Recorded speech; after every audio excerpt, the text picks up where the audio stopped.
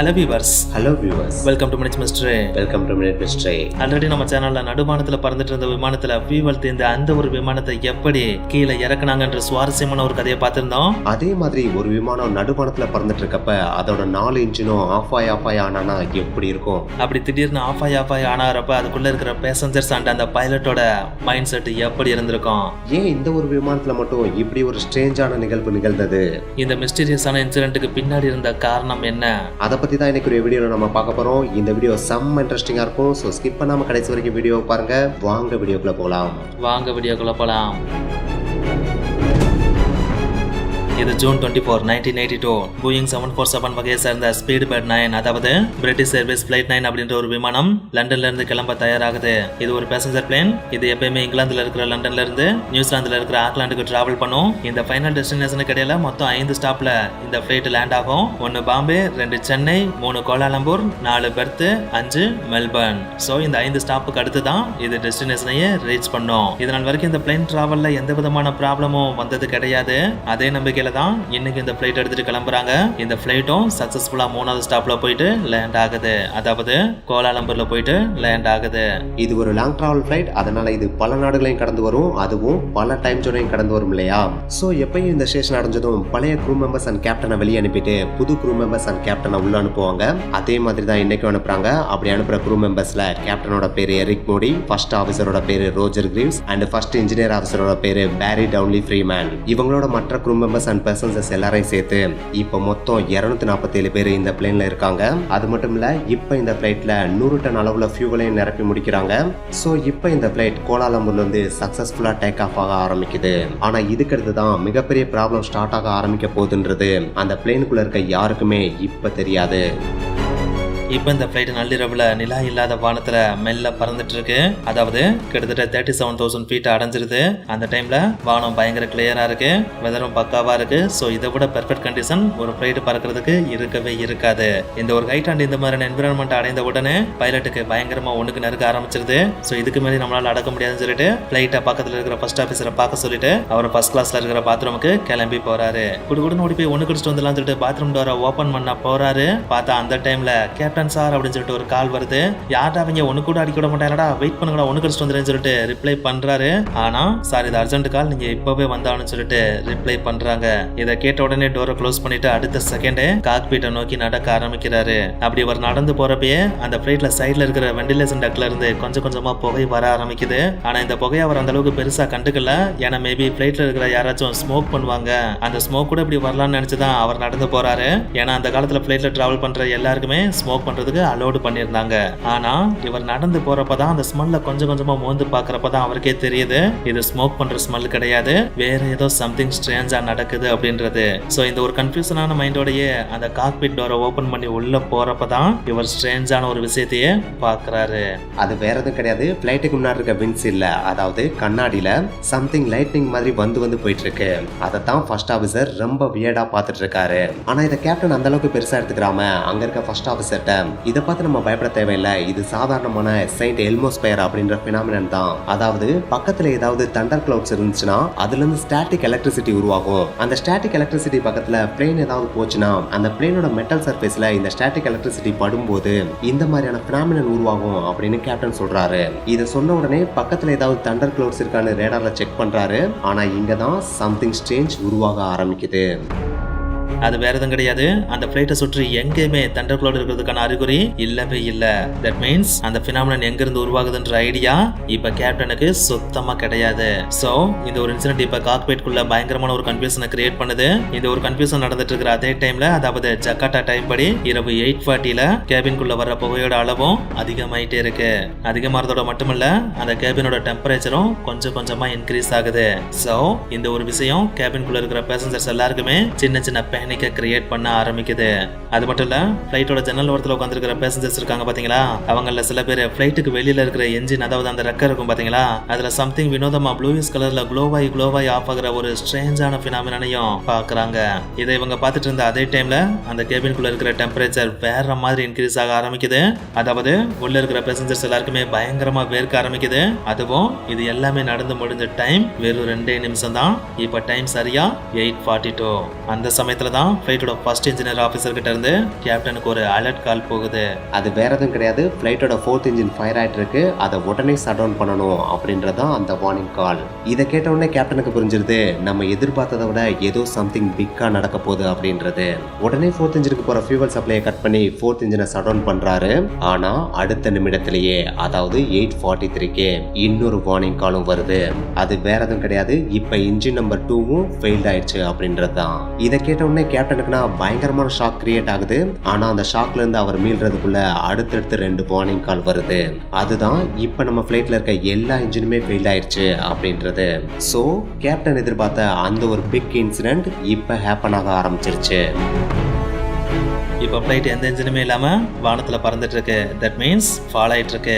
அதுக்கப்புறம் என்ன, வழக்கம் போல் ஃப்ளைட் எவ்வளோ தூரம் ஃபால் ஆகிறப்ப எவ்வளோ டிஸ்டன்ஸை கடக்குது அப்படின்றத கால்குலேட் பண்ணியானோ அதையும் கேப்டன் கால்குலேட் பண்ணுறாரு. அப்படி கால்குலேட் பண்ணதில் ஃப்ளைட் ஒவ்வொரு மைல் தூரம் கீழே விழுகிறப்ப கிட்டத்தட்ட 24 கிலோமீட்டரை கடக்குது அப்படின்றத கண்டுபிடிக்கிறாரு. அதன்படி பார்க்குறப்ப இந்த ஃப்ளைட்டால் 23 நிமிடம் தான் வானத்தில் பறக்க முடியும், 24வது நிமிடம் கீழே விழுந்திருக்கும் அப்படின்றத கண்டுபிடிக்கிறாரு.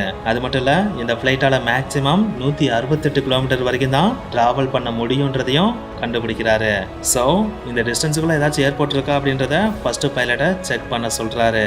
இப்போ டைம் எக்ஸாக்டா 8:44 PM. இப்போ ஃபர்ஸ்ட் ஆஃபீஸர் நியரர் பைல இருக்க ஜகார்ட்டா அப்படின்ற ஏர்போர்ட்டை கண்டுபிடிக்கிறாரு. கண்டுபிடிக்கிறதோட மட்டும் இல்லாம அவங்கள காண்டாக்ட் பண்ணவும் செய்யறாரு. அப்படி காண்டாக்ட் பண்றப்ப எங்களுடைய 4 இன்ஜின்ஸும் ஃபெயில் ஆயிடுச்சு அப்படின்ற சிச்சுவேஷனையும் எடுத்து சொல்றாரு. என்னதான் பயங்கர பேனிக்கோடையும் பதட்டத்தோடையும் இவங்களோட சிச்சுவேஷனை இவர் எடுத்து சொன்னாலும் அவங்களுக்கு இவங்களோட சீரியஸ்னஸ் கொஞ்சம் கூட புரியல. ஏன்னா இவர் 4 இன்ஜின் சொன்னது அவங்களுக்கு 4th இன்ஜின், அதாவது ஒரே ஒரு இன்ஜின் மட்டும் தான் ஃபெயிலியர் அப்படின்ற அண்டர்ஸ்டாண்டிங்கை கொடுத்ததுனால இவங்களோட சீரியஸ்னஸ் புரியாம அவங்க ரொம்ப கேஷுவலா ரிப்ளை பண்ணிட்டு இருக்காங்க. சோ இப்போ இவங்களுக்கு வேற வழியே இல்ல, இவங்க நிலைமையை அவங்களுக்கு புரிய வைக்கணும்னா நியரர் பைல ஏதாவது ஏர்பிளேன் பறக்குதான்னு கண்டுபிடிச்சு அவங்கள காண்டாக்ட் பண்ணி அவங்க மூலமா ஜகார்ட்டா ஏர் டிராபிக் கண்ட்ரோலுக்கு இவங்க நிலைமையை புரிய வைக்கிறது தான். இவங்களோட லக்கைக்கு நியர்பைல ஒரு ஏர்பிளேனும் பறந்துட்டு இருந்துச்சு, அதை காண்டாக்ட் பண்ணி இவங்களோட சீரியஸ்னஸ் ஜகார்ட்டா ஏர் டிராபிக் கண்ட்ரோலுக்கு புரியவும் வைக்கிறாங்க. சோ இப்பதான் ஜகார்ட்டா ஏர் டிராபிக் கண்ட்ரோல் கொஞ்சம் சீரியஸ்னஸோட இந்த சிச்சுவேஷனை ஹேண்டில் பண்ணவும் ஆரம்பிக்கிறாங்க. ஹேண்டில் பண்றதோட மட்டும் இல்லாம சில இன்ஃபர்மேஷனையும் பாஸ் பண்றாங்க. அதாவது நீங்க இப்ப ஜாவா ஐலாண்டு மேல பறந்துட்டு இருக்கீங்க. ஸோ அங்கே எக்கச்சக்கமான மலைகள் இருக்கும். அந்த மலைகளை தாண்டி எங்கள் ஸ்டேஷனை நீங்கள் அடையணும் அப்படின்னா அந்த மலைகளில் இடிக்காமல் பறந்தால் மட்டும்தான் அடைய முடியும். அதுக்கு நீங்கள் 11,500 ஃபீட்டுக்கு மேலே தான் பறந்தாகணும் அப்படின்னு இன்ஃபர்மேஷனாக பாஸ் பண்ணுறாங்க. இந்த இன்ஃபர்மேஷன் கிடைச்ச உடனே கேப்டனுக்கு நல்லாவே தெரிஞ்சிருது ஃபால் ஆகிட்டு இருக்க ஃப்ளைட்டை இந்த ஒரு டிஸ்டன்ஸுக்கு மேலே நம்மளால் மெயின்டைன் பண்ணி பறக்க வைக்க முடியாது அப்படின்றத. ஸோ இப்போ வேறு வழியே இல்லை, இந்த ஸ்டேஷன் இல்லாமல் பக்கத்தில் வேறு எப்படியாச்சும் லேண்ட் பண்ண முடியுமான்னு சர்ச் பண்ணி பார்க்குறாங்க. அப்படி பார்க்குறப்ப தான் பக்கத்தில் இந்தியன் ஓஷன் இருக்கிறத நோட் பண்ணுறாங்க. ஸோ இப்போ உங்களுக்கு வேறு வழியே இல்லை, லேண்ட் பண்ணுறதுக்கு இருக்கிற ஒரே ஆப்ஷன் இந்தியன் ஓஷன் தான். இருந்தாலும் by the chance engine start ஆயிருமான்னு இன்ஜினை ஸ்டார்ட் பண்ணியும் பாக்குறாங்க. ஆனா அந்த முயற்சி இவங்களுக்கு கை கொடுக்கல. அது மட்டும் இல்ல, உள்ள இருக்க பேசஞ்சர்ஸ்க்கு பயங்கரமான ஒரு பேனிக் கிரியேட் ஆக ஆரம்பிச்சிருச்சு. சோ அவங்களோட பேனிக்கை கம்மி பண்ணும் விதமா கேப்டன் ஒரு ஸ்பீச்சும் கொடுக்குறாரு.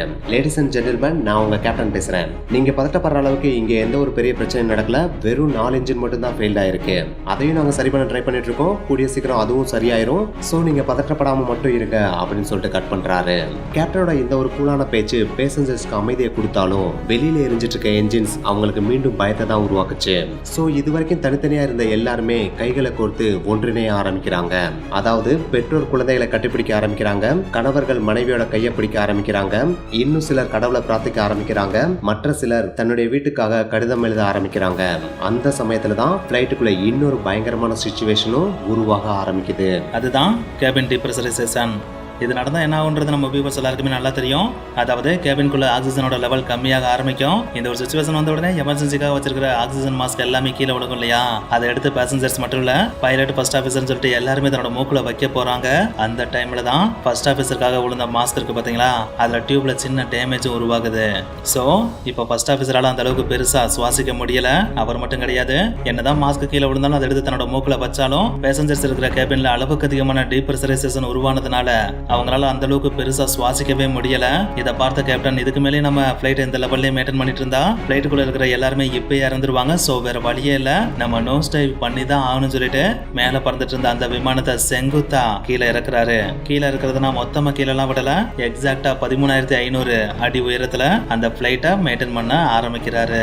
இந்த உயரத்துல பேசஞ்சர்ஸ் இருக்கிற கேபின்ல ஓரளவுக்கு ஆக்சிஜன் கிடைக்குது.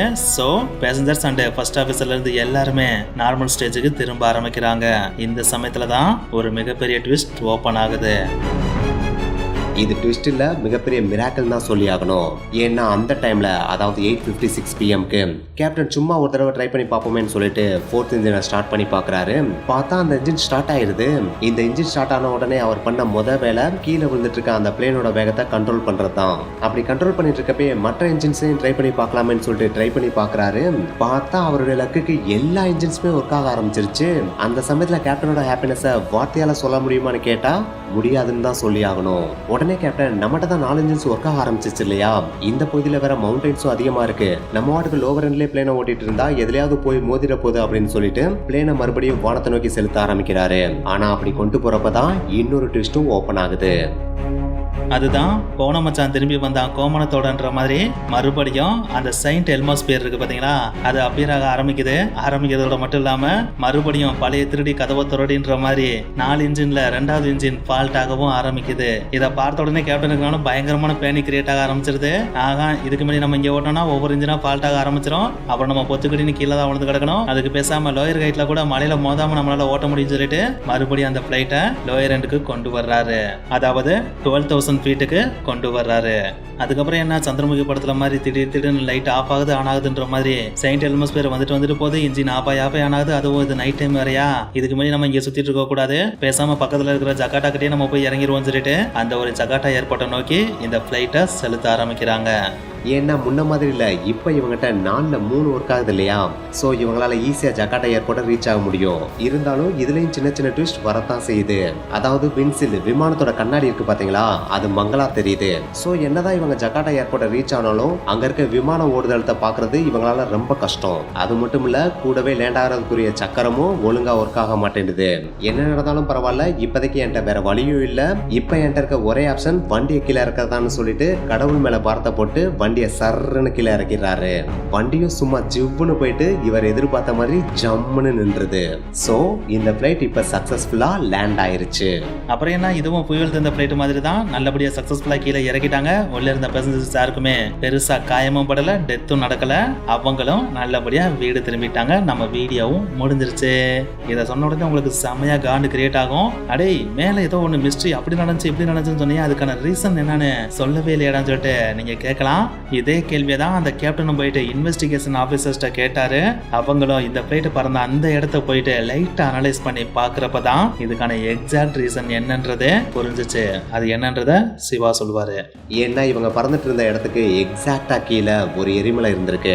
அந்த எரிமலையோட பேரு மவுண்ட் கலுகங். அது இந்த வருஷம் தான், அதாவது இந்த பிளைட் பறந்துட்டு இருந்த இதே வருஷம் தான் ரீசெண்டா வெடிச்சு சாம்பலை கக்கிட்டு இருந்திருக்கு. சோ அதுல இருந்து வந்த சாம்பல் தான் ஒரு க்ளவுட் மாதிரி கிரியேட் ஆயிருக்கு. ஆனா அந்த சாம்பல் ட்ரையான ஸ்டேஜ்ல இருந்தனால இவங்களுடைய ரேடார்ல பெருசா தெரியல. சோ அப்ஸ்டக்கிள் எதுவும் பெருசா இல்லைன்னு நினைச்சு இவங்க பிளைனை ஸ்ட்ரைட்டா விடுறப்பதான் அந்த சாம்பல் மேகங்கள் இவங்க பிளைட்டை சூடுறப்ப ஒவ்வொரு இன்சிடென்ட்டா ஹேப்பன் ஆக ஆரம்பிச்சிருக்கு. அதாவது செயின்ட் எல்மோஸ் ஃபயர்ல இருந்து கேபின்குள்ள ஸ்மோக் வந்ததுல இருந்து என்ஜின்ஸ் ஃபால்ட் ஆன வரைக்கும் எல்லா ப்ராப்ளத்தையும் இந்த சாம்பல் மேகங்கள் தான் கிரியேட் பண்ணிருக்கு. அதெல்லாம் சரி, பிளைட் கீழே இறங்கினப்ப இந்த மாதிரியான பிரச்சனை எல்லாம் வரலையடா அப்படின்னு நீங்க கேட்கலாம். அதுக்கு ரீசன் இருக்கு. ஏன்னா இந்த சாம்பல் எல்லாமே அந்த ஹைட்ல மட்டும்தான் மேகங்களா ஃபார்ம் ஆயிருக்கு. அதனாலதான் அந்த ஹைட்ல இருந்து பிளேன் கீழே இறங்குறப்ப ப்ராப்ளம் எல்லாமே ஆட்டோமேட்டிக்கா சால்வ் ஆக ஆரம்பிச்சிருக்கு. ஓகே வியூவர்ஸ், அப்படின்னு சொல்லிட்டு இந்த வீடியோவை நாங்க எப்பயே என் பண்ண விரும்பல. ஏன்னா இதுக்கடுத்து ஒரு இன்சிடென்ட் நடந்துச்சு. அதாவது இந்த இன்சிடென்ட் நடந்ததுக்கு அப்புறம் 2 நாள் இந்த ஒரு ரூட்டை கம்ப்ளீட்டா ஷட் டவுன் பண்ணிடுறாங்க. இந்த இடத்துக்கு மேல எந்த பிளைட்டையும் பறக்க கூடாதுன்னு சொல்லிட்டு அனௌன்ஸும் பண்ணிடுறாங்க. மறுபடியும் அந்த 2 நாளுக்கு அப்புறம் அந்த ரூட்டை ஓபன் பண்றாங்க. ஆனா மறுபடியும் சிங்கப்பூர் ஏர்லைன்ஸ் இதுக்கு மேல பறக்கிறப்ப இந்த ஏர்லைனுக்கு என்ன ஒரு இஷ்யூ கிரியேட் ஆச்சோ அதே மாதிரியே அதுலயும் 3 இன்ஜின்ஸ் ஃபால்ட் ஆகுது. இதை பார்த்த உடனே இது ஒரு சாதாரண இஷ்யூ கிடையாது, இது ஒரு மிகப்பெரிய இஷ்யூ. நாளை பின்ன இதுவே ஏதாச்சும் ஒரு விமானத்துக்கு மிகப்பெரிய விபத்தை ஏற்படுத்தலாம்னு சொல்லிட்டு இந்த ரூட்டை கம்ப்ளீட்டா பேன் பண்ணிடுறாங்க. பேன் பண்றதோட மட்டும் இல்லாம இதுல இருந்து சுத்தி போறதுக்கான ஒரு பாத்தையும் கிரியேட் பண்ணி கொடுத்துடுறாங்க. ஓகே गाइस, இன்னைக்கு ஒரு ஸ்டோரி முடிஞ்சு. இந்த ஸ்டோரி கண்டிப்பா உங்களுக்கு பிடிச்சிருக்குன்னு நாங்க நம்புறோம். இந்த வீடியோ உங்களுக்கு பிடிச்சிருந்தா லைக் பண்ணுங்க, இல்ல நல்லா தான் பண்ணிருக்கீங்கன்னு தோணுனா உங்க ஃப்ரெண்ட்ஸுக்கு ஷேர் பண்ணுங்க, அண்ட் மறக்காம போகும்போது மினிட்ஸ் மிஸ்ட்ரி சேனலையும் சப்ஸ்கிரைப் பண்ணிருங்க. ஓகே गाइस, நெக்ஸ்ட் வீடியோல மீட் பண்ணலாமா? அது வரைக்கும் கொஞ்சம் வெயிட் பண்ணுங்க. until then Tata, bye bye, see you.